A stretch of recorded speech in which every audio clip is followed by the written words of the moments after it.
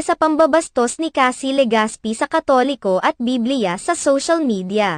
Umaani ngayon ng samut-saring komento mula sa mga netizens ang ibinahaging video ng Kapuso actress host na si Cassie Legaspi dahil sa umano'y pambabastos nito sa simbahang Katoliko at sa Biblia.